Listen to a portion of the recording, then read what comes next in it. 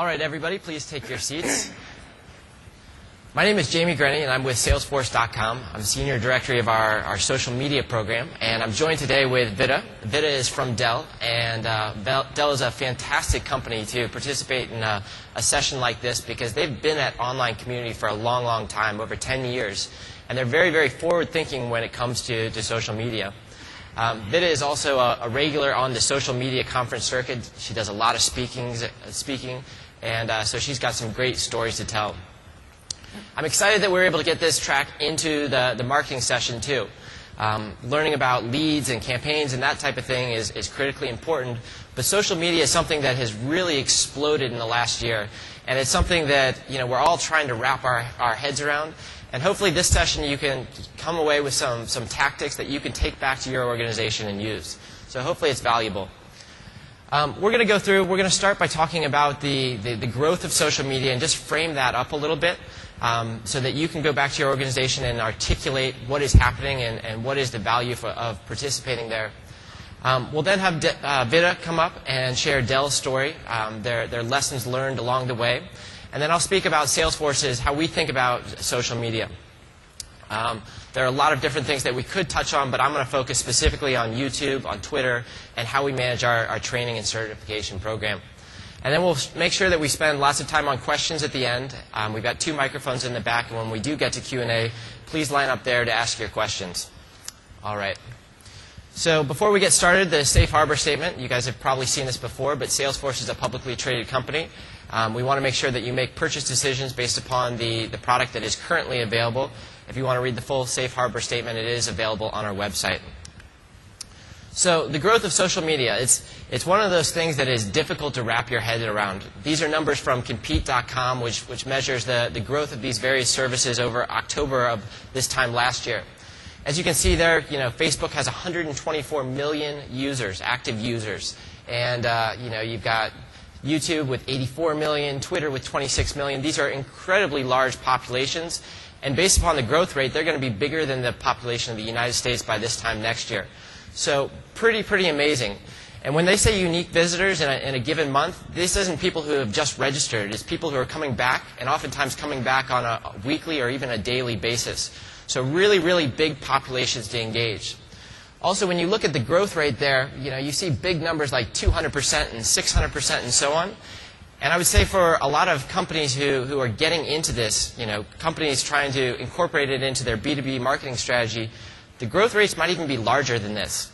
If I think about what Dreamforce was like this time last year, there were some people on Twitter, but certainly not the activity that you see today. I don't even think we had a Facebook fan page, and we've got over 10,000 people on our fan pages today. Last night at the Black Crowes concert, as soon as they came on, all these flip cameras and iPhones and so on started taking video. So I think we'll see a huge amount of video from this conference that's published there. So very exciting stuff. I think the other thing that's happening is we see that consumer behavior is changing. It used to be that Facebook was all about posting pictures to friends and that type of thing. But now it's common that people will start to friend companies, and they will start to ask questions of their friends about products that they're considering. YouTube used to be about viral videos and people sending out links to funny 2-minute clips. But now YouTube has more searches than Yahoo on it.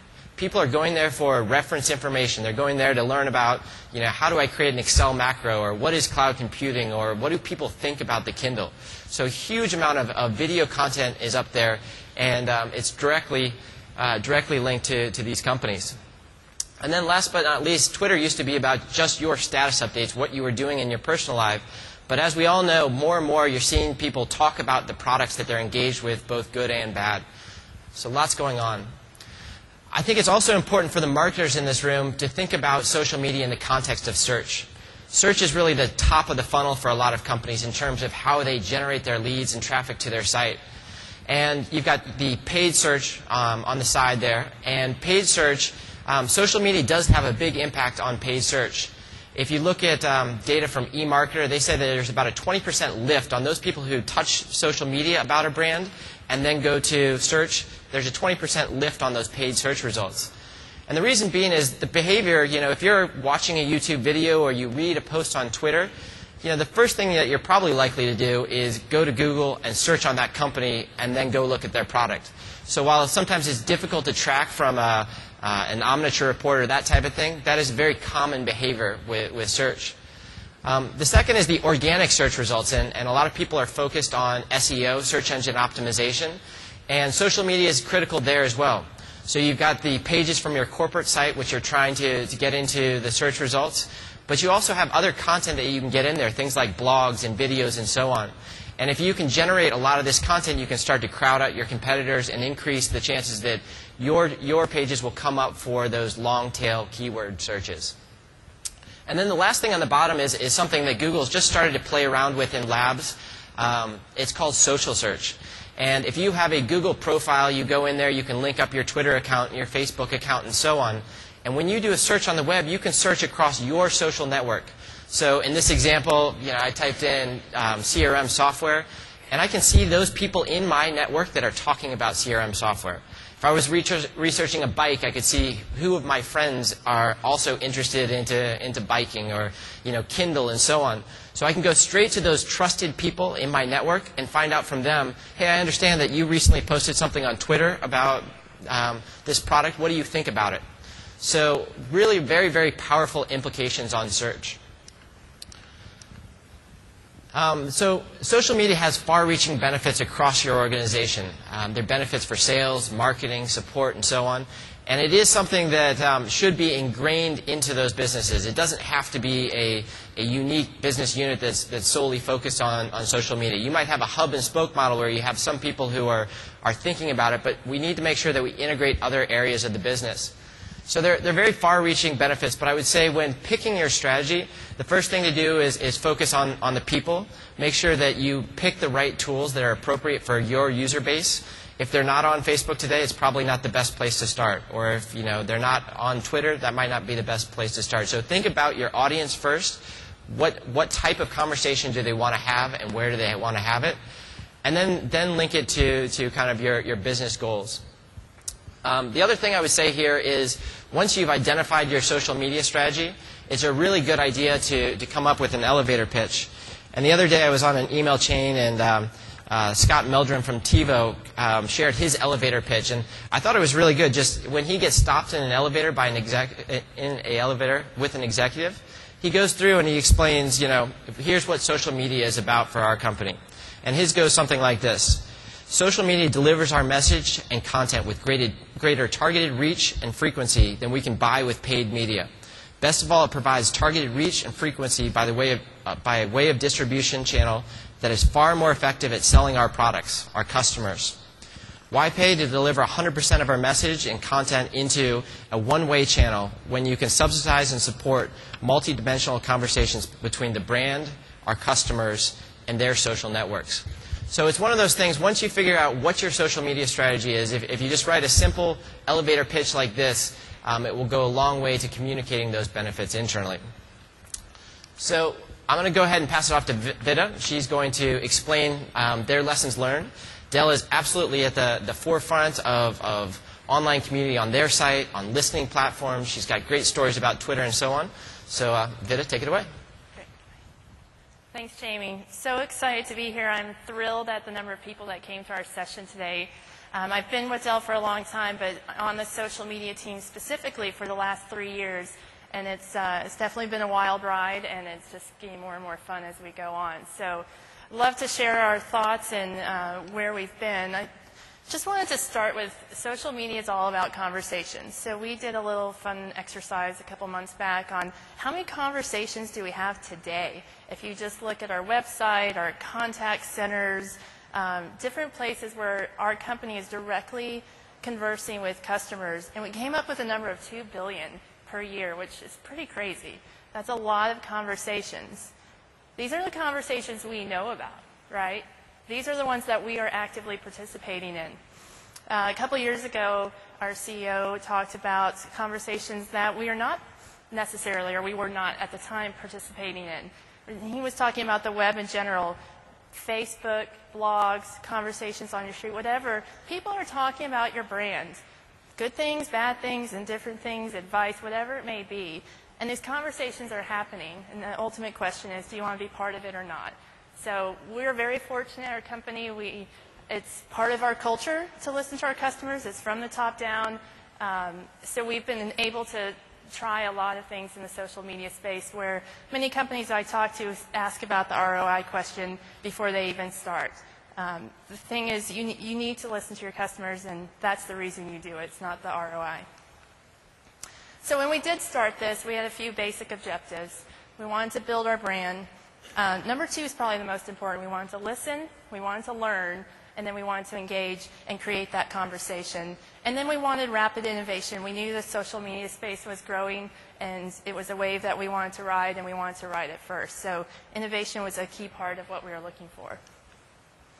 So I wanted to start, before I got into our lessons learned, if you're not familiar with what we do, and just sort of level set how Dell is participating today and show a little bit of a timeline of how we got there. So timeline on the bottom, the y-axis, if you will, starts from what's closest to our site to which is further away if you go out into the blogosphere. And then across the top, this is Forrester's definition of the evolution of social media, social commerce, social networks, whatever word you want to use. So like Jamie said, we've been participating since the beginning. When Dell.com launched, it did not launch as an e-commerce site. It launched as a support site, and there was a forum embedded in it right away. My boss has a great story. He was there when he launched it, and it was a little ugly. People were not happy, and they came on to say their systems were broken, and they couldn't believe it. His boss wanted to fire him, and Michael Dell came in and said, no, give it some time. If you didn't realize, Michael Dell is a bit of a techie, and he had been very active in all sorts of online forums. And sure enough, within a week, it moderated itself, and you had people coming to the support of the company and helping each other and realizing this is a place to help each other, and the company can interact when needed. So forums were part of our DNA from the beginning.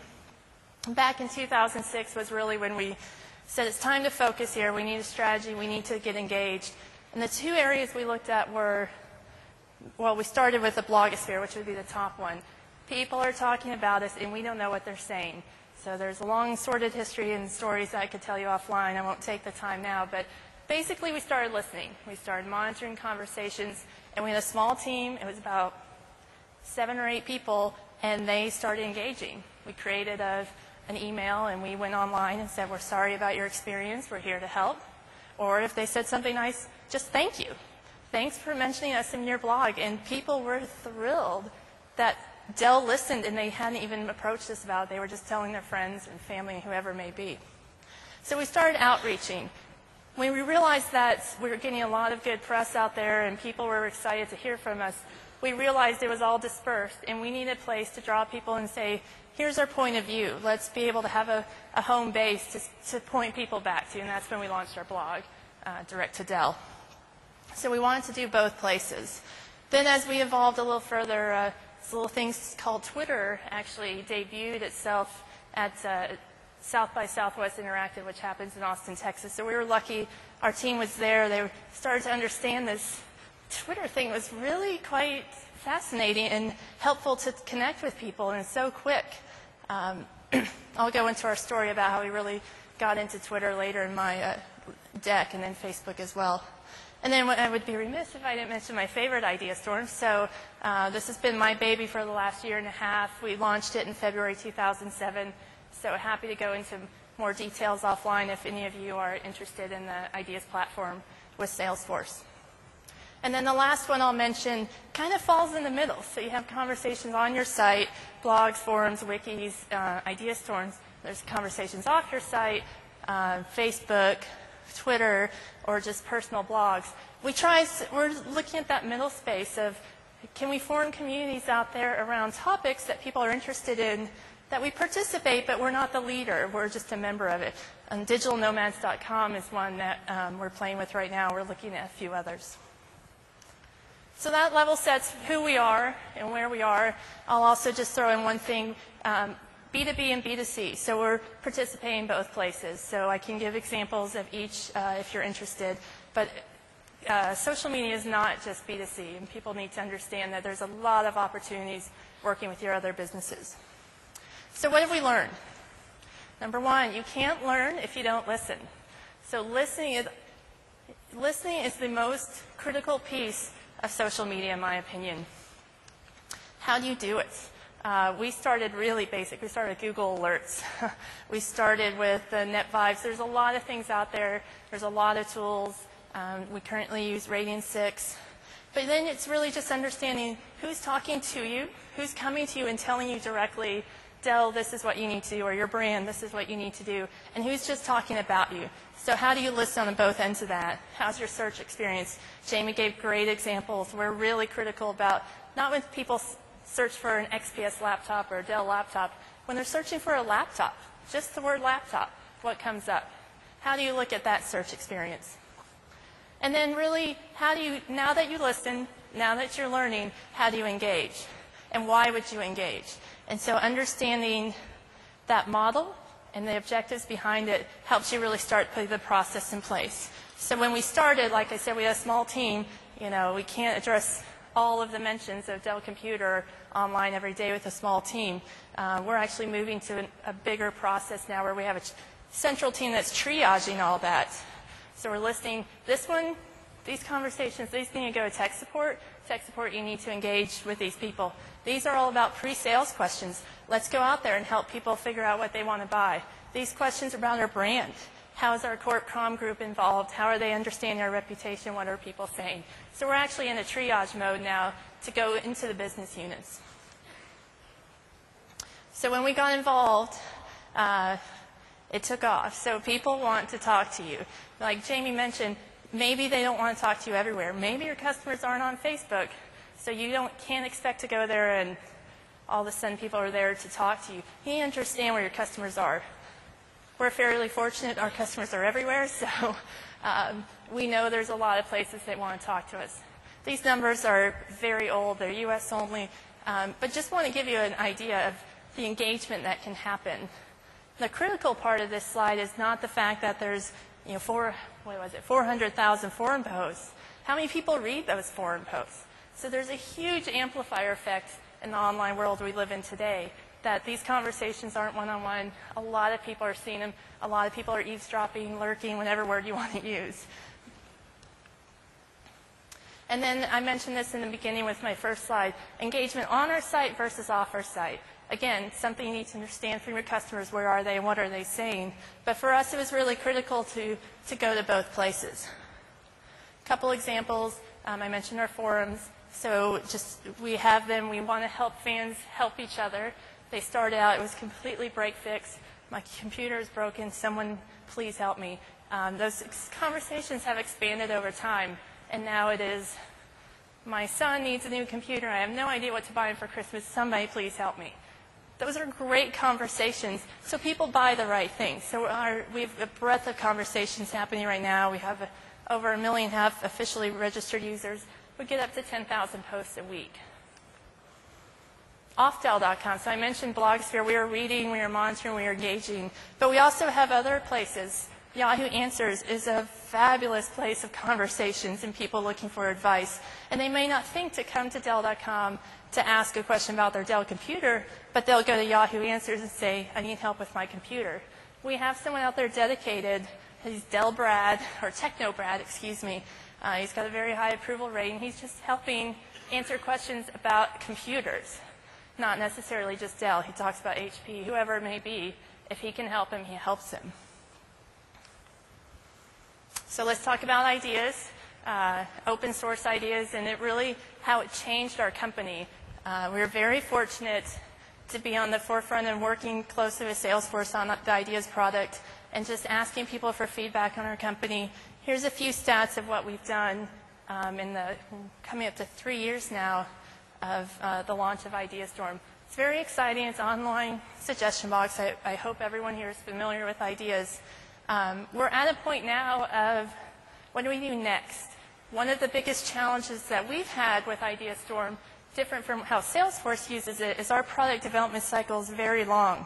So I'm in development, I've locked my requirements, and the engineers are off creating the new product.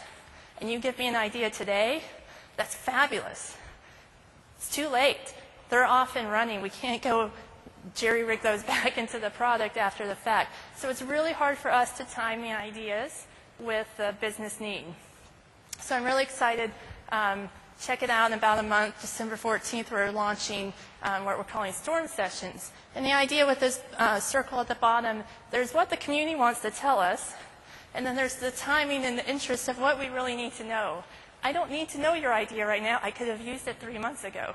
So let's put better timing around that. And so what we're working on very closely with our services from Salesforce is creating a model that we have time-bound events that we open up to the business to say, what do you need to know? Well, I need to know more information about people, what they want on the Dell Mini, for example. Great. For the next 2 weeks, let's have a storm session.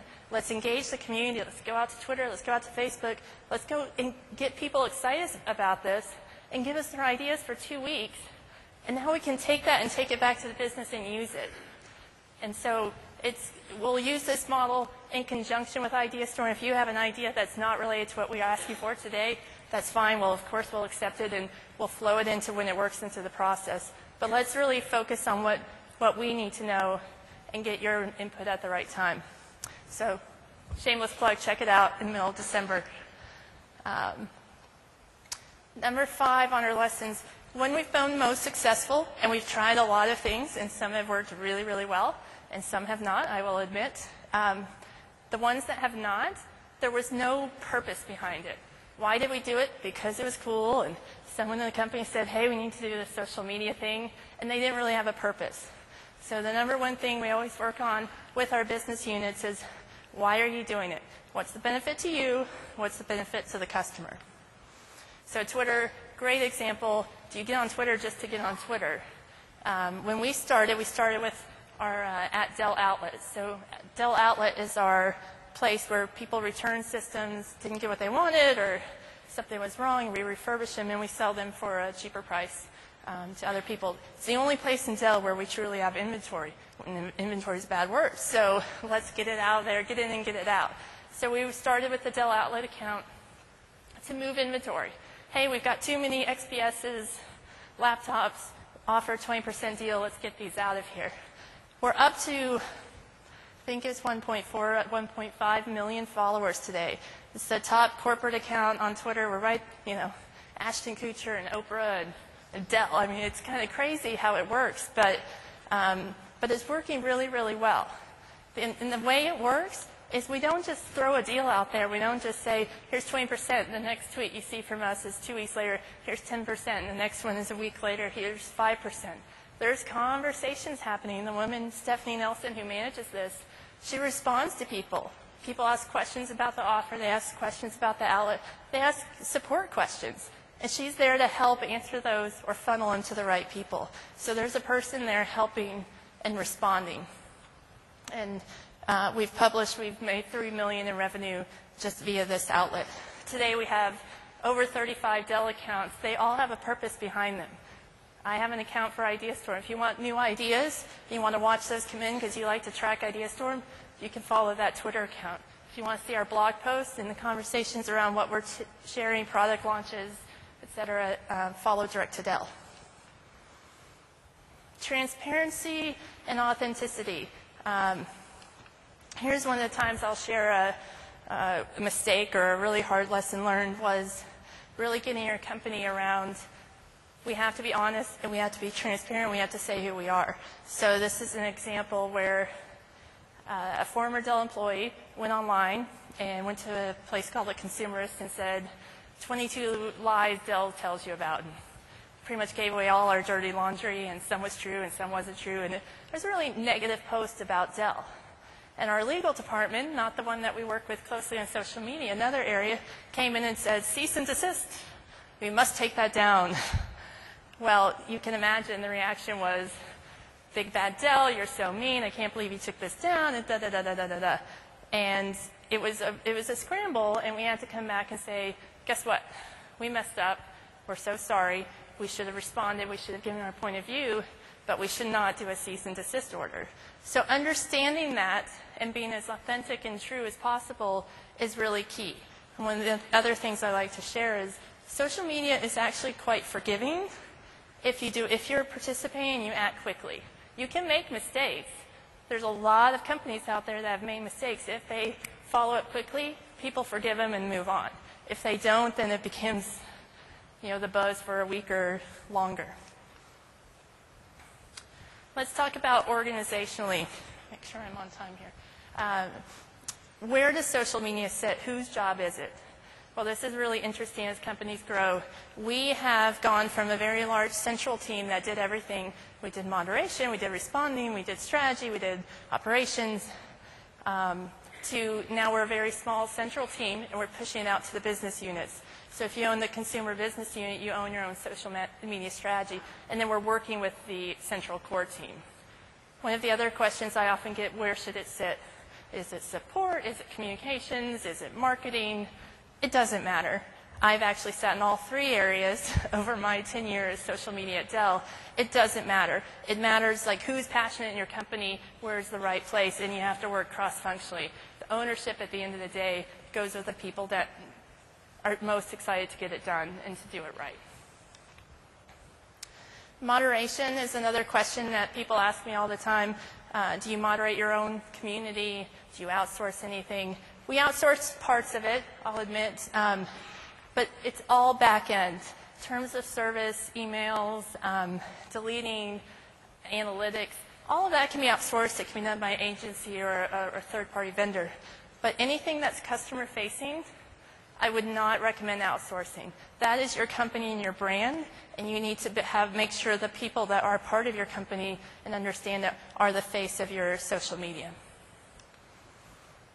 And then let's also talk about not only are the employees the face of social media, but they're really there. Like I said on Dell Outlet, that Twitter account works because there's a person responsible for managing it. It's not a push. It's not a megaphone to just push our deals out there. It's actually a place for conversations. So wrapping up, just talking about our goals, what I talked about in the beginning, where we were, we wanted to tell our story.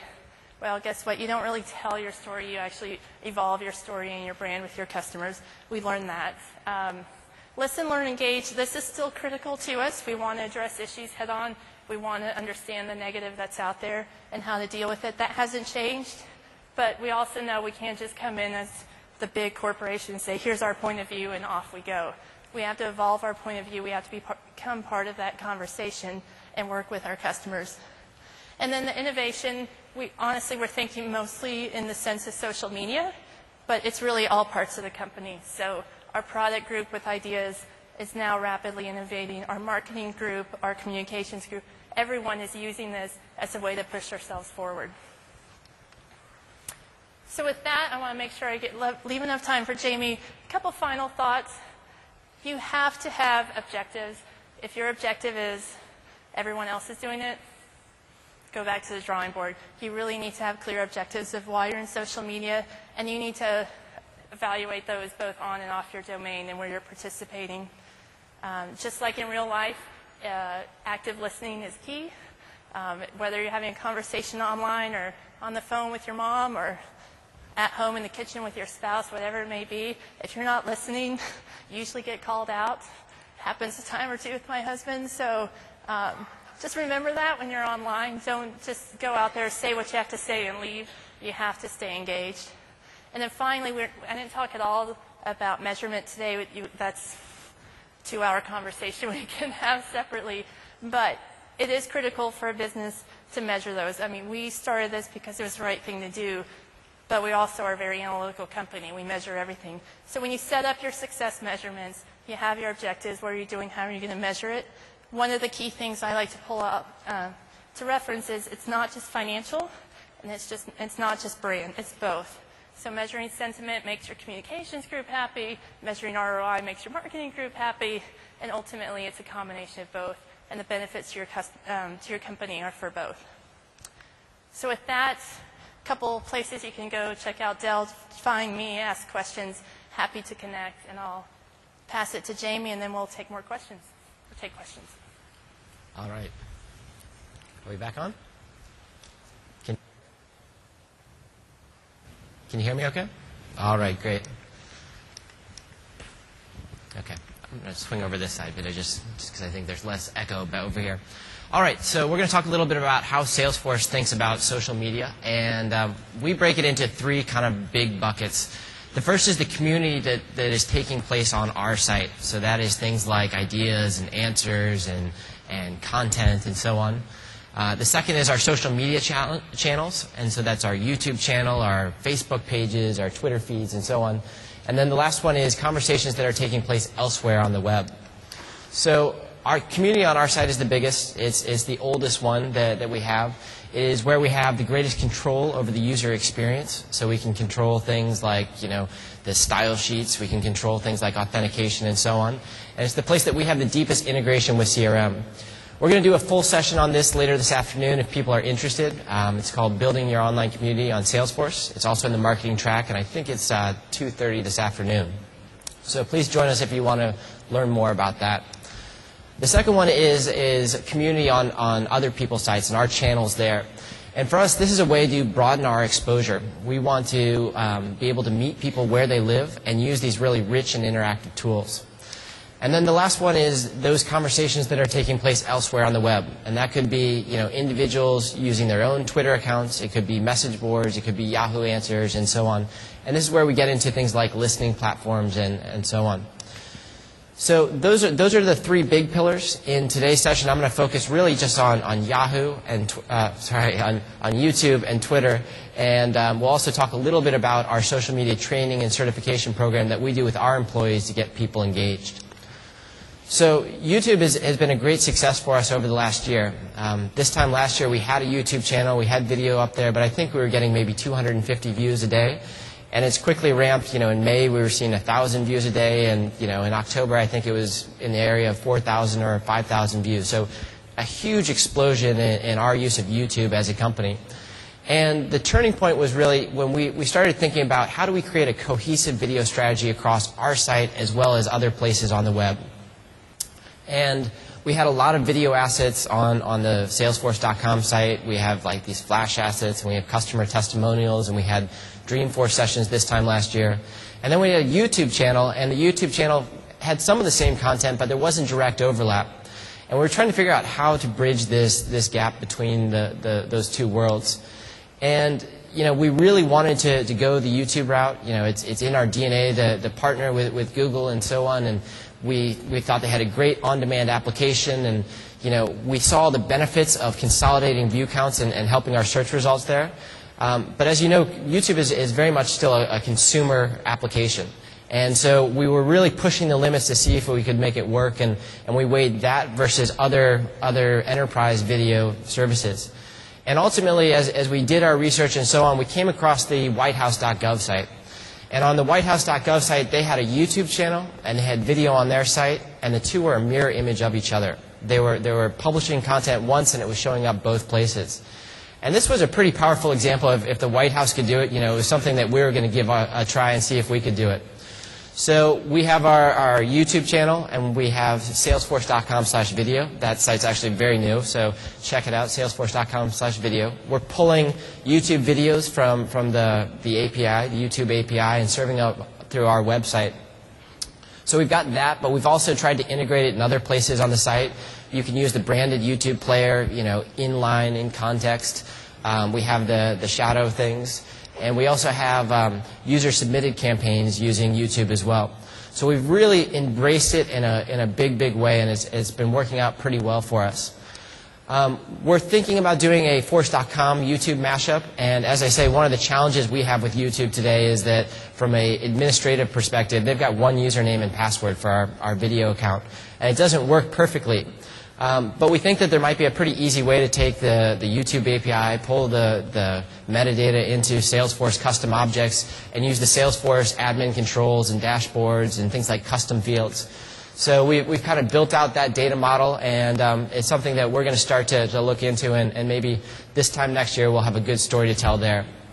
But all in all, YouTube has been a great success for us. It's allowed us to consolidate our library into one central place so that we know that if we upload a video, we upload it once.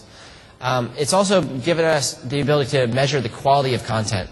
Since all our content is on YouTube, it's very transparent what the view counts are. You can tell, the ratings on content. It's really clear from a content producer's perspective. They can go there and see what content is working and what content isn't. YouTube also has a thing where they will measure the effectiveness of your video compared to another video of equal length, and you can monitor it real time and see where the attention drops off. So it's really helped us raise our game in terms of our video production. You can see the various sources of traffic. That's the one on the bottom left there. And the sources of traffic, as you can see, that particular video is pretty evenly spread. Some of those videos are views from our site. Some of those videos are from our YouTube channel. Some of them are from places that the video has been embedded elsewhere, so on other people's blogs and so on. So we're trying to identify ways of when you publish a video, how do you make sure that you're thinking about all those different channels to promote it. We started running what we call UGC campaign, user-generated content. And the UGC campaign, we did it for Dreamforce. So tell us, why you wanted to come to Dreamforce. And we got about 30 entries, which is a good beginning. I think that will really break the ice, and I think we'll see a lot more people submitting videos. And those videos can be on all kinds of things. If you've got a training tip, if you've got a testimonial, if you've got whatever it is, we want to get our customers and all the people in this audience to feel comfortable publishing video. And then the last thing we're doing is we're leveraging their ad platform. So YouTube's got some pretty creative different ad units. There are obviously things like search ads and display ads, but you can also put advertising within the video itself. So if you publish a video to YouTube, let's say a product demo, you can have it so that 30 seconds into that product demo, a little pop-up comes up and says, contact me or sign up for a free trial. So even though it's being viewed off your site, there are ways of driving leads back to your site. So a lot of very exciting things happening with YouTube. People ask, how do I get the ROI? How do I justify spending money on video production and investing here and so on? And I'm going to use this cloud computing video as an example, but this could be, instead of one video, it might be, 100 videos that have in aggregate 100,000 views. But the way I look at this, so this video has had 100,000 views so far. Let's just assume that of those 100,000, 40% are unique impressions. They're people who are real people who watched the video and took something away. When we look at what is the cost to buy a Google AdWord for cloud computing, it's about $14 per click, which is pretty expensive for that particular AdWord. So if you multiply that out, that's maybe a $500,000 benefit. So that would be one way, one thought process to go through. How much is this video worth, or how much are these videos worth? The other way to think about it is just raw time. With these videos, we are able to have a really concise, well-polished message. And if we relied on our salespeople to give this exact same message, this would be about one person full-time, 2.5 years, just rambling the same story over and over and again. So if you look at it that perspective, the awareness that you can build through a video like this is pretty powerful. So the way I look at it, to get 100,000 views, it's probably going to cost a good amount of money in production costs. And that might just be employees' time, maybe you're outsourcing them and so on. But make sure that you weigh the benefit here with a decent amount of production. And then there might be some infrastructure costs. If you're hosting it on YouTube, you could sign up for a free channel and it might cost you nothing. But if you want to integrate it into your website and build some custom players, bake in some level of infrastructure costs for your video strategy also. So, the total cost might be $125K for 100,000 views, and you've got about a 300% ROI. Now, this video is still going. It's still adding view counts every day, but that's just kind of back of the envelope how to think about it. We have a whole bunch of video, and there are lots of places that you can source it from within your organization. So we kind of break it down, and we have these playlists. And playlists, we want to come up with formulas that people can replicate one after the next after the next. So we've got some playlists for our product demos and product introductions. We've got a formula for our events and how to repurpose that event content. We've got our training videos that we're getting up there, our best practice videos. We're thinking about things like the user-generated content as well. So there are a lot of different sources that you can go after for content within your organization. Get it up on YouTube, and I think that you will see this good spike in awareness. So that's YouTube. I'm going to take a couple minutes to talk about Twitter and how we go about that. So Twitter, the first thing is just wrapping your heads around this new medium. And we do a training and certification program, and we've got a deck that we host in Salesforce content for our employees that they can go just understand what Twitter is. But the way I like to break it down is just think of it this way. You've got email that you might hit your customer base with twice a month. You've got blogs where you might be posting weekly or even daily. And then you've got Twitter, which is something that is happening all the time. I mean, you can do hourly or you can do hourly updates. So that's kind of the continuum, but there's also a similar decay rate as well. So for a blog post, that blog post might live on for quite a while, but that Twitter post is going to fall off very quickly. So that's just a high-level way of wrapping your head around it. So we have a couple of core goals with Twitter. The first is to grow our Twitter channel, to grow the number of people who are following us. And to do this, we cross-promote our Twitter feeds wherever we can, and we try to publish good content. So those are the two things that you can do to grow your following. Then we want to get people to retweet us. And so we want people to take that content we have and essentially forward it to their network by retweeting it. So that's a big theme. And then we want to encourage evangelism. We want to, those people who are actively out there on Twitter, we want them to tweet more and tweet about us and so on. And a lot of that comes down to listening and engaging. So listening to the people who are talking, and if it makes sense, jump in with words of encouragement, jump in with answers, whatever it might be. So we have kind of two types of channels. We break our Twitter world into two types of channels. We have our branded channels. So those are official Salesforce channels. And if you're thinking about how many to start out with, at very least start out with one that you publish your company news with. That's a good place to start, your major announcements and key messages. It also might make sense to start out with one that is just answers related, because a lot of times if you don't separate those two things out, your news channel will get kind of crowded out by support type questions. So start with those two channels. But as Vida said, there might be other channels that you're syndicating content or things that are very purpose-built, like the Dell outlet feed. So think about it that way. We also encourage our employees, especially our spokespeople, to set up their own Twitter personalities. So it's not kind of a lifeless blog. So it's really clear who is posting those individual posts.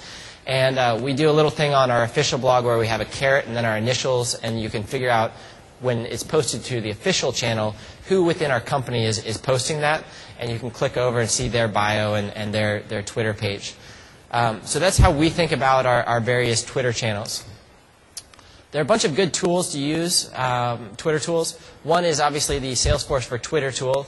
That one is particularly useful if you're using it as a support channel, if you're trying to give your account team visibility into conversations that the customers are having and so on.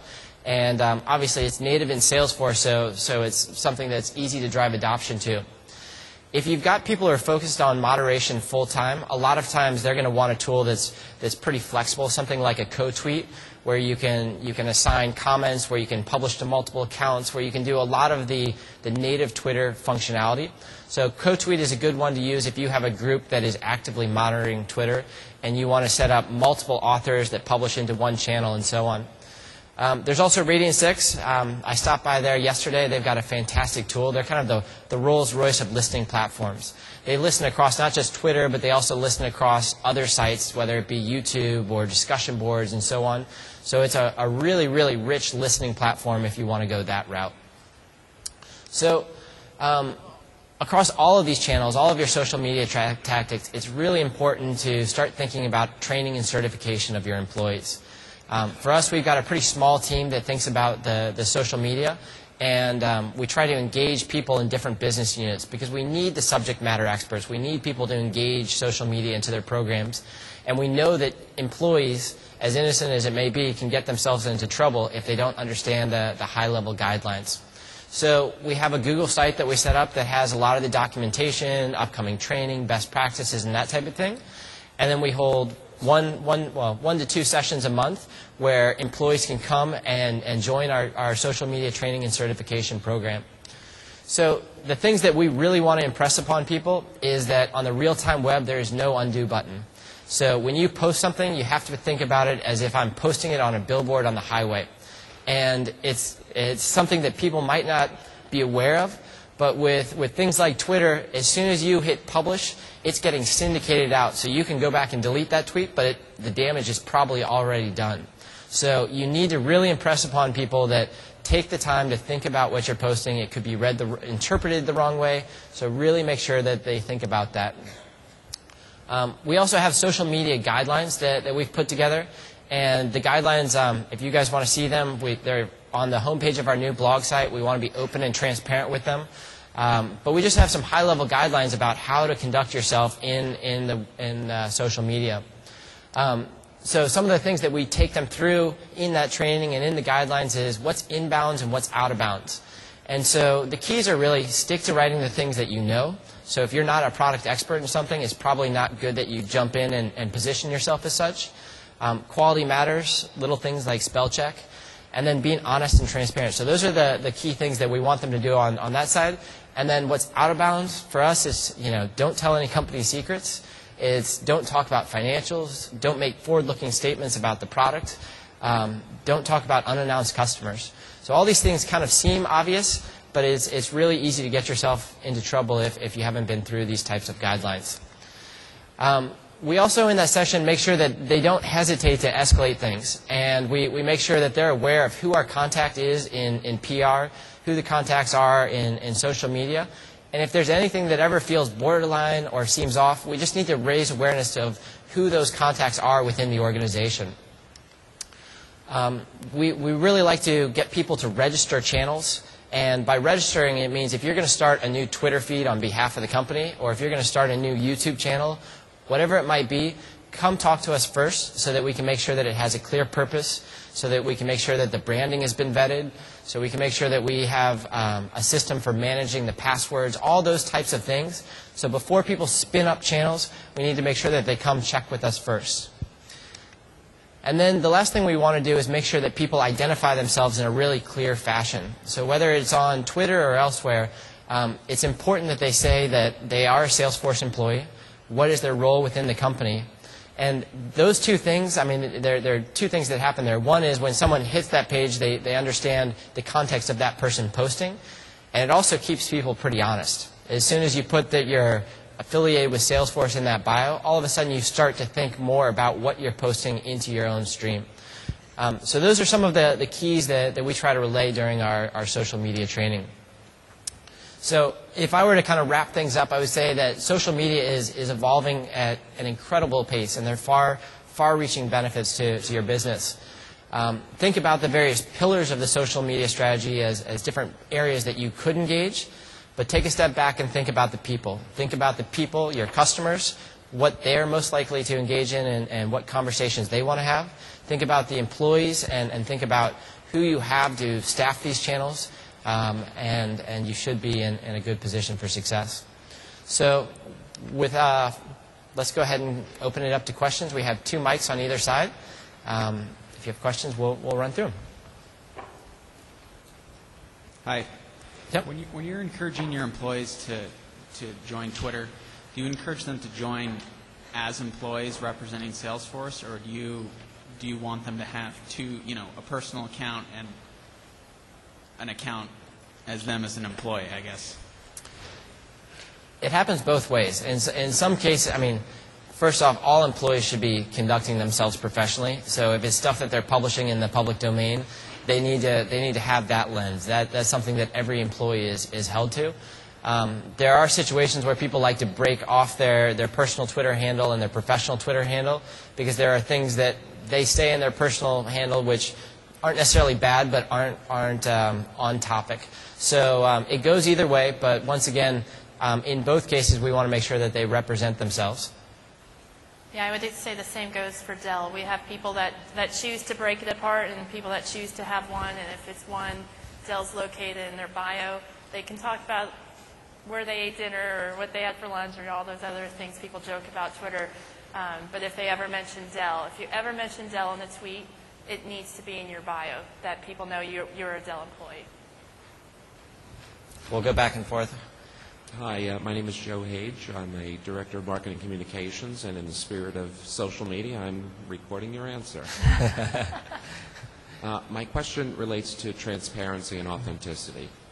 We all talk about it. We all agree universally that being honest is good. And yet, I get a lot of pushback when we talk about saying something that may be negative about our product, or if somebody chooses to leave a particularly negative comment on our blog, whether we publish it or not, or what do we say. And one of the concerns that I hear is, well, what if a competitor sees the company answer about a flaw, and then they can exploit that and say, you know, on their own blog they say something negative. How do you respond to that? Sure, I'll take that one first. Absolutely, transparency, authenticity are key, but there's also boundaries.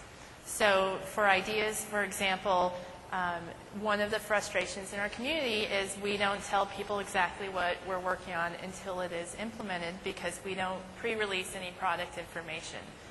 Same goes for our blogs. So there may be a negative comment that we have to address, but we won't address it beyond the boundaries of what we already publicly disclose as a company. So that's the line you have to walk between being truthful and honest and transparent, but you can't give away your company secrets. Yeah, I don't know if I have too much to add. I mean, that summed it up very well. Back here? Thank you. Chris Rigattuso, Skyfollow Consulting Group. I find it very interesting that it makes a lot of sense. Dell, B2B, B2C, great social media story. But in the case of Salesforce.com, which I think of as more of a B2B focused company, I think it's great that you're already, on top of this and exploiting it. Can you say a few words about the metrics that you use and how it ties back to business goals?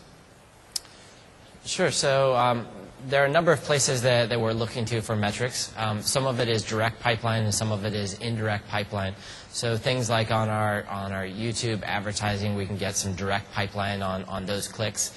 We do have omniture reports that we're able to track what is the original source of what is the original campaign driver. But as I explained earlier, a lot of times it is kind of indirect. Somebody watches that YouTube video, they go to the Google search, they search on Google, and then they come to our site. So sometimes it's not always clear. So a lot of it is faith right now, and I think that's we're trying to grow our activity, grow awareness, but in terms of it linking it to pipeline, we're still at the early stages there.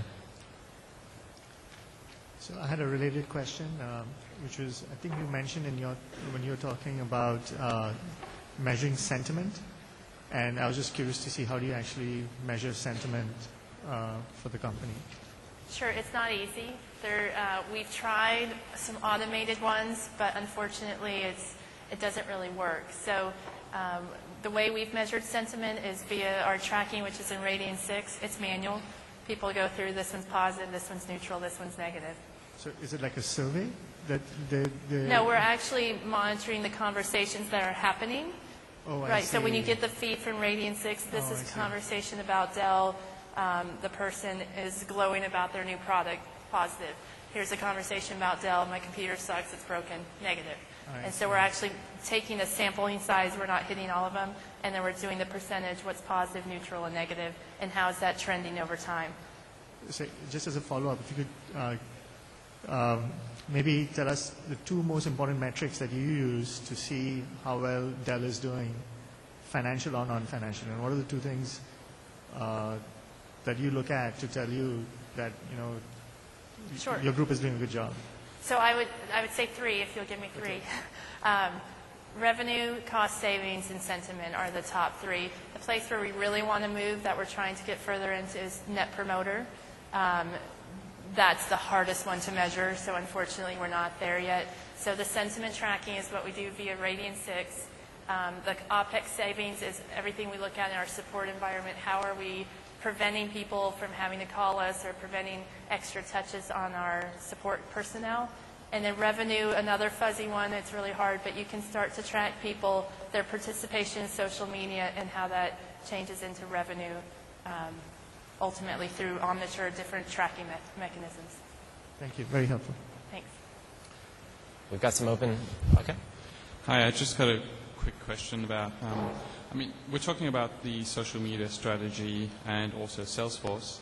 How exactly would I go about tracking the results of a social media campaign and hopefully reuse that in future campaigns in Salesforce? Are there any tools that exist right now where I can capture the effects of my social media campaign to reuse that and do another one and another one?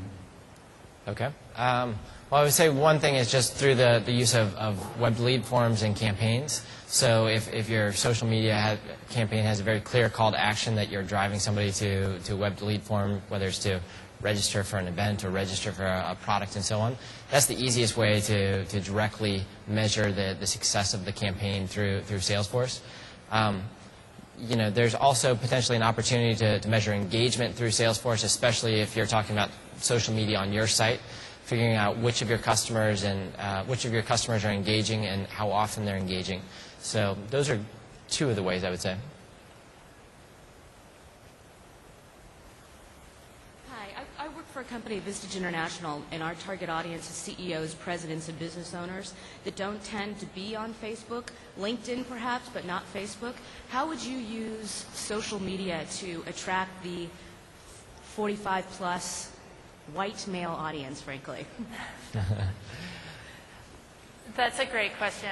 I've gotten that quite a few times. A couple thoughts on that. One is they're not necessarily on Facebook or not interacting with you on Facebook in that realm.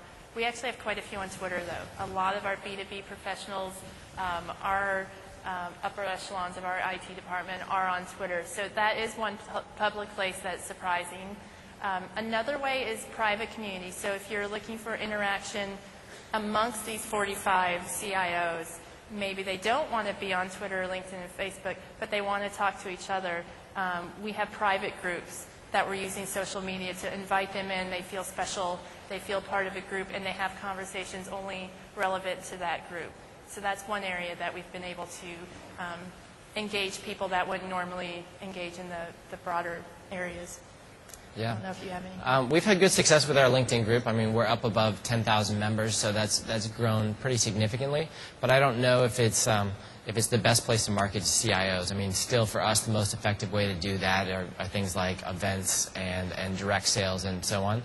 I do think that a CIO might be willing to watch a short video explaining, a new product or that type of thing. So the YouTube video might still be relevant.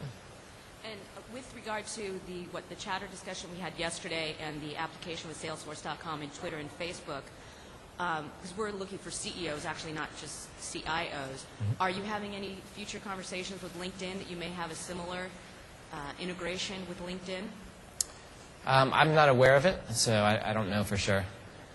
But Chatter's largely an internal application to begin with. It's about creating communities inside your company. And so as a marketing tactic, it might be less valuable. Thank you. I'm curious if you're managing social media internally and you launch websites abroad and you have customers and you want to engage in social media in countries where people in-house don't speak those languages, do you use an agency in that case, or do you have experience with that or recommendations? Yeah, so globally, Dell is participating around the world. The way we're approaching it is using in-country resources to manage it. So in China, we're managing forums in our Chinese blog and microblogging. So what we're using our central team for is the strategy, what countries are, how do they use social media, what's their relevance to Dell, and then what's our resource staffing potential. That's kind of the mix of how we evaluate it. And then we're giving the ownership over to the country or the region to manage it themselves. But we don't use agencies for it. We're using it all in-house.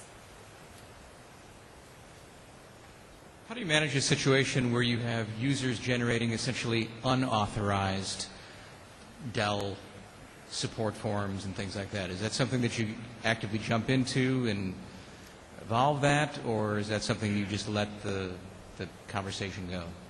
I would say we've actually done both.